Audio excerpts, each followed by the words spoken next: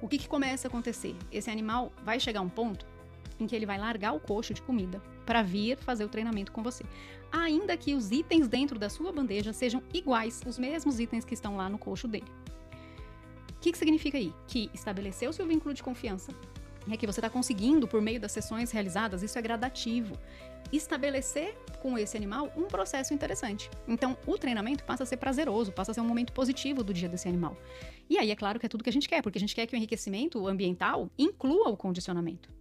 Então, se eu tenho, dentro de uma estratégia grande, de um programa de enriquecimento ambiental, sessões de treinamento, e aí, um parênteses também, né? Nem todos os autores consideram que o condicionamento possa ser enquadrado como um enriquecimento, mas considerando que ele é feito no intuito de elevar o bem-estar animal, alguns consideram que sim. Então eu vou por essa linha de raciocínio também, considerando que sim, pode integrar um programa de enriquecimento. Então, uma vez que esse programa de enriquecimento contempla sessões de condicionamento, essas sessões funcionam, esse animal entende isso como positivo, prazeroso para ele, eu não preciso mais voltar naquele horário. Eu posso trabalhar com ele em qualquer horário do dia. Então, recapitulando para resumir, quando eu começo o meu trabalho, então eu estou treinando um indivíduo novo, uma espécie nova, pode ser interessante usar a janela de fome que o animal naturalmente experimenta. Deixá-lo mais tempo sem comer, particularmente, eu não acho uma estratégia interessante. Porque, entre outros processos, a gente vai desencadear estresse. Estresse é prejudicial, tá? Esse animal, ainda que venha e faça o treino, ele poderá estar mais ansioso, ele poderá estar com mais pressa para se alimentar, e isso tende a prejudicar o processo de treinamento, tende a prejudicar, inclusive, a capacidade de aprendizado desse animal. Você já deve ter ouvido falar aí que ninguém aprende bem com fome, né? Então, olha que curioso, ele precisa de um pouco de fome, mas se ele estiver faminto, desorientado para comer, ele também não vai ter foco nenhum, não vai entender nada do que está acontecendo, ele só vai tentar comer o máximo que ele conseguir ali o mais rápido possível. Então, respondendo à pergunta, tá?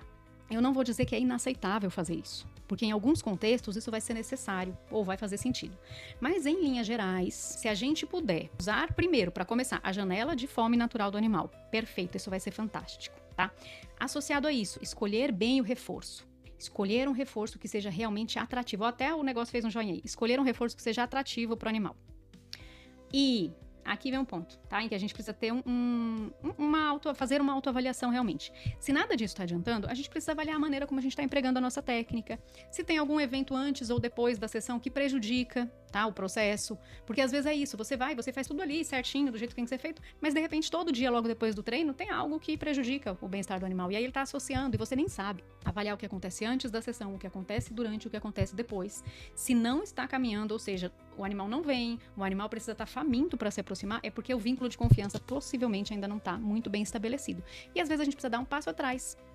Convencer, mostrar para o animal que se aproximar é seguro, que se aproximar vai ser positivo, e a partir daí a gente caminha. Mas isso tudo provavelmente é assunto para uma outra série específica sobre condicionamento. Por que eu falei tanto então de condicionamento agora? Para a gente ver como que aquele conceito de 5 liberdades, que eu cheguei a chamar até de rudimentar no primeiro vídeo, ele é altamente aplicável. Ele é uma base, tá? Então imaginem aí a árvore do bem-estar, né? Aquela representação bonita que a gente vê às vezes. A raiz dessa árvore, ela tá presa em um solo que precisa ser irrigado e ser nutrido, e as 5 liberdades estão ali. Tá? A gente precisa voltar nesses conceitos e olhar para nossa prática e pensar, isso que eu tô fazendo aqui tá de acordo com as 5 liberdades? Então, expor o animal à fome prolongada para fazer uma sessão de treinamento está de acordo? Ou não está de acordo? É aceitável nesse contexto, nessa situação? Ou será que eu preciso pensar melhor e achar outras estratégias? Eu tendo a acreditar que a gente precisa repensar nossa estratégia se eu estou precisando primeiro prejudicar o bem-estar do animal para depois oferecer bem-estar para o animal. Então a gente precisa refletir sobre isso. Essa é a reflexão que eu deixo ao final desse vídeo.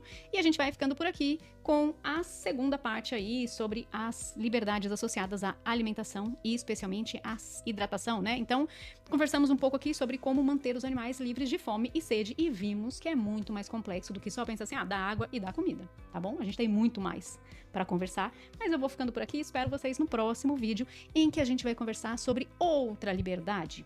Liberdade de dor e de desconforto, tá bom? Mas aí é um spoiler, a gente deixa para conversar no outro vídeo. Beijo para vocês e até logo!